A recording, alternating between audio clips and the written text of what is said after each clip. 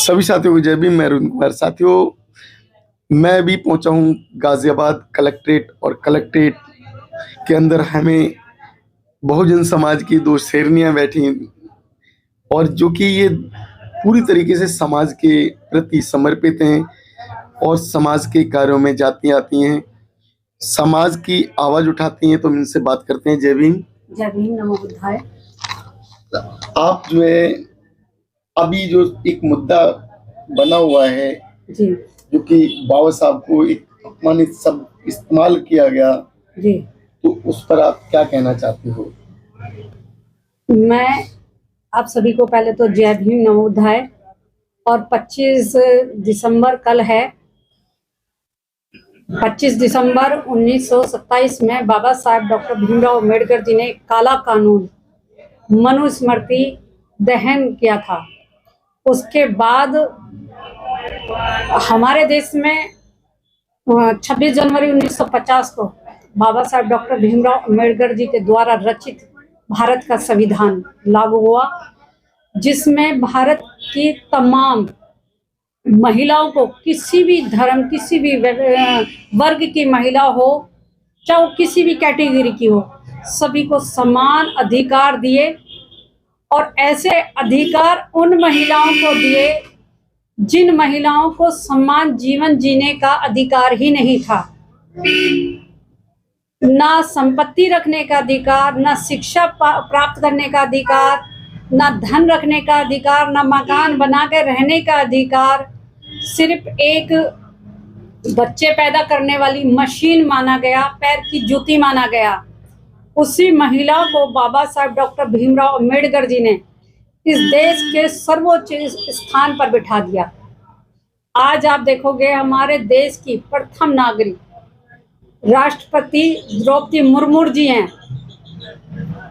वो महिला, जिस महिला को मनुस्मृति के तहत पति के मर जाने के बाद जिंदा जलाया जाता था, उस महिला को पति के मरने के बाद एक अशुभ चीज माना गया कि कहीं कोई शादी हो रही है, कहीं बच्चे का जन्मदिन हो रहा है, या कोई भी शुभ कार्य हो रहा था, तो विधवा के तौर पे किसी को सामने नहीं लाया जाता था। जो महिला विधवा हो गई, उस विधवा को पुनः अपना जीवन यापन करने के लिए, अपना जीवन साथी ढूंढने के लिए, पुनः विवाह करने के लिए अवसर प्रदान किया बाबा साहब डॉक्टर भीमराव अम्बेडकर जी के संविधान ने।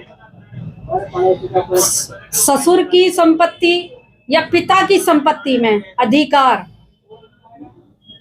पति की संपत्ति में अधिकार, ये अगर किसी को मिला तो भारत के संविधान के अनुसार मिला, हिंदू कोड बिल के अनुसार मिला। अगर आप देखोगे कि किसी भी महिला को अगर शादी के बाद अपना पति अच्छा नहीं मिलता है, पीने खाने वाला व्यक्ति है, जैसे दारू पीता है, जुआ खेलता है, मारपीट करता है, शोषण करता है, तो उन महिलाओं को अधिकार है उस संविधान के तहत कि वो अब उस आदमी को तलाक दे सकती है और अपना जीवन साथी दूसरा तलाश कर सकती है और पुनः विवाह कर सकती है। तो ये अधिकार जो दिया है बाबा साहब डॉक्टर भीमराव अम्बेडकर जी के संविधान में मिला है।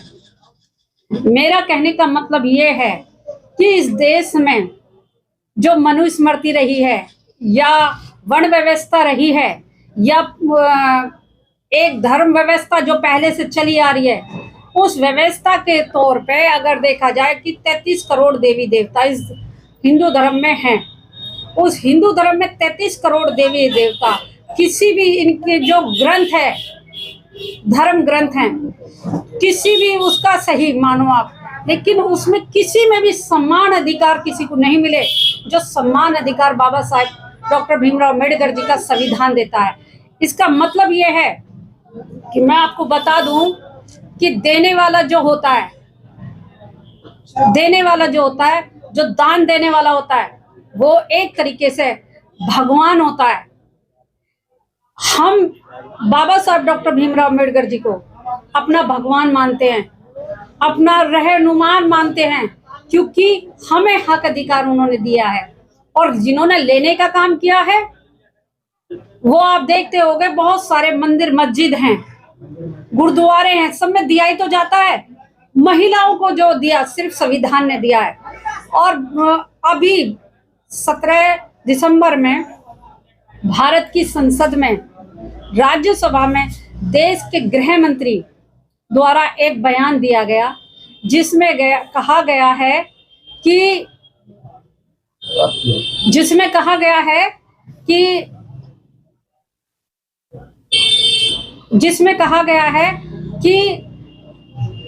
एक फैशन बन गया है अंबेडकर अंबेडकर अंबेडकर।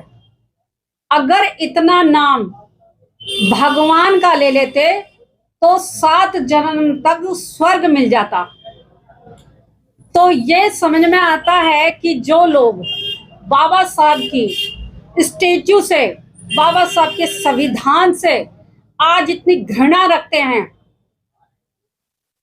तो सोचो जब बाबा साहब रहे होंगे तो बाबा साहब के सामने कैसी कैसी परिस्थितियां आई होंगी, बाबा साहब कैसे लड़े होंगे उस व्यवस्था से।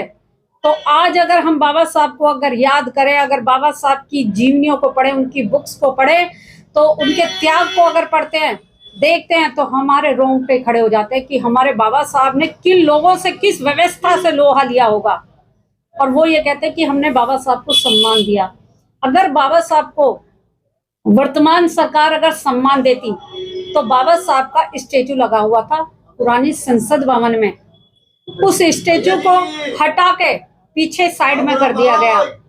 उसे पीछे साइड में नहीं किया जाता। कितने दिनों से लोग, हमारा बहुजन समाज उस स्टेचू को पुनः स्थापित करने के लिए एक आंदोलन कर रहा है।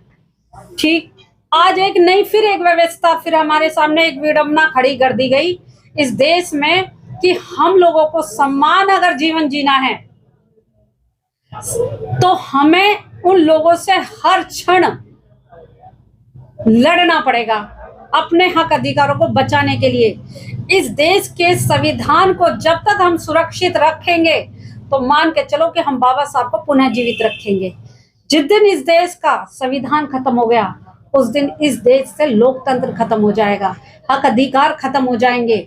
और ये लोग चाहते हैं कि बाबा साहब का संविधान किसी ना किसी तरीके से, बहाने से हटा के मनुस्मृति पुनः लागू कर दी जाए।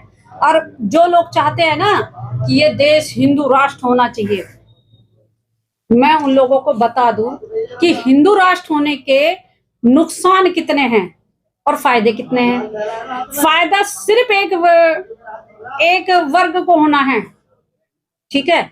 जो लोग नहीं चाहते कि ये देश जो आज अखंड है, वो चाहते हैं ये देश खंडित होना चाहिए, ये देश बर्बाद होना चाहिए, क्योंकि इसमें समान सभी जितने भी नागरिक हैं, चाहे वो क्रिश्चियन है, चाहे वो मोमडन है, चाहे वो जैन है, चाहे वो बौद्ध है या पारसी है, कोई भी सही, सबको समान अधिकार ये मानवतावादी संविधान दे रहा है।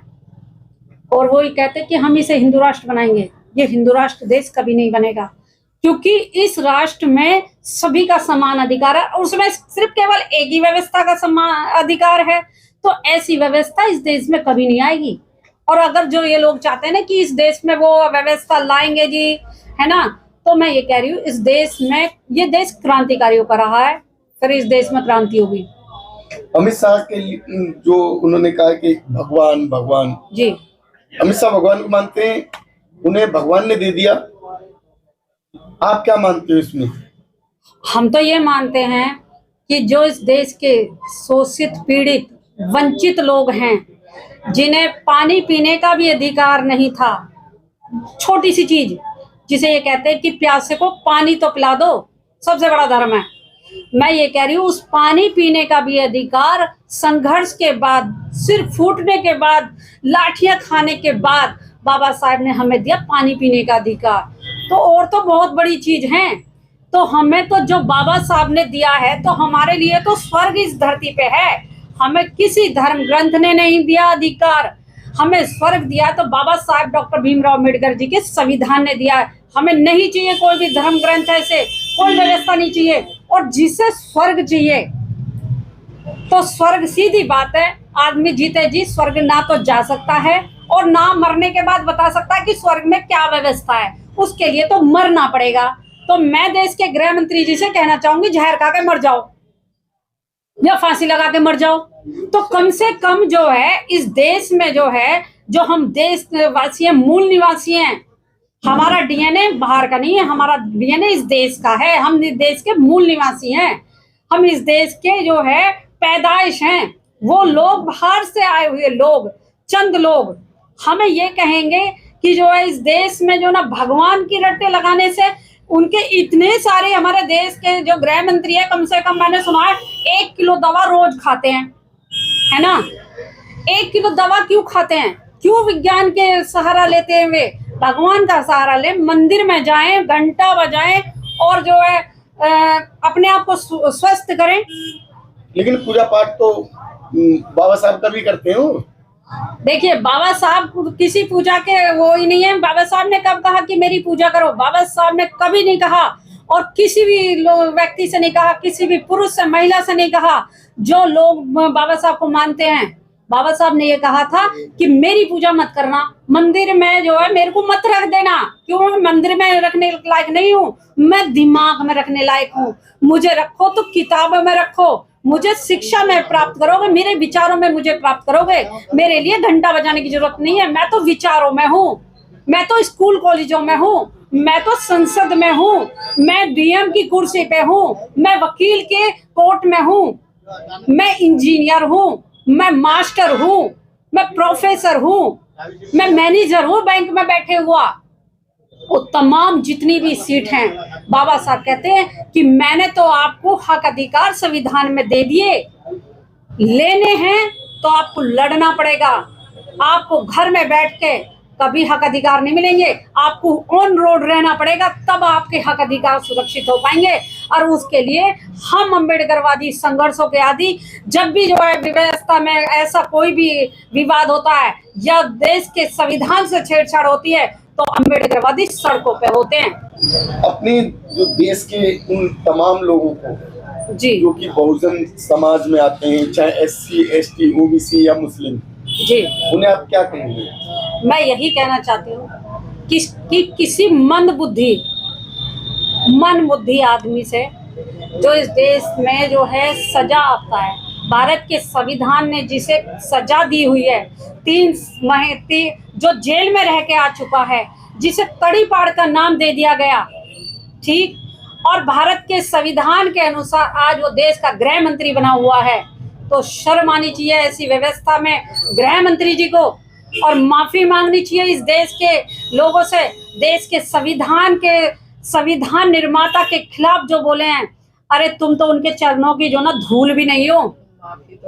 माफी तो मांगनी पड़ेगी, नहीं मांगोगे ना तो वे लोग सो के बैठ जाते जो लोग गाय का मूत्र पीते हैं या गोबर खाते हैं। हम जो है बाबा साहब के दी हुई शिक्षा को खाते हैं, हम संविधान में दी हुई हक अधिकारों को जानते हैं, हम जो अन्न खाते हैं, हम विज्ञान को मानते हैं, हम किसी और को नहीं मानते।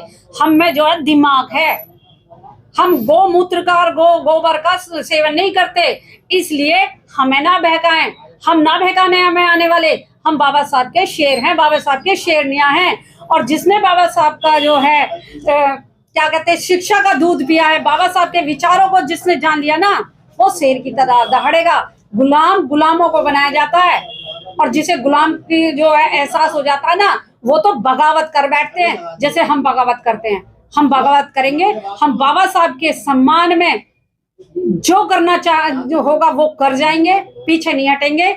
और बाबा साहब के संविधान को बचाने के लिए हमें जान देनी पड़ेगी तो जान दे देंगे, और जान लेनी पड़ेगी तो जान ले भी लेंगे। साथियों, अभी जो एडवोकेट शशिबाला जी जो कह रही थी, इनके विचारों से आप कितने सहमत हैं, हमारी इस वीडियो में अवश्य बताएं। कमेंट बॉक्स में कमेंट लिखें, हमारे वीडियो को शेयर करें, लाइक करें, चैनल सब्सक्राइब करें।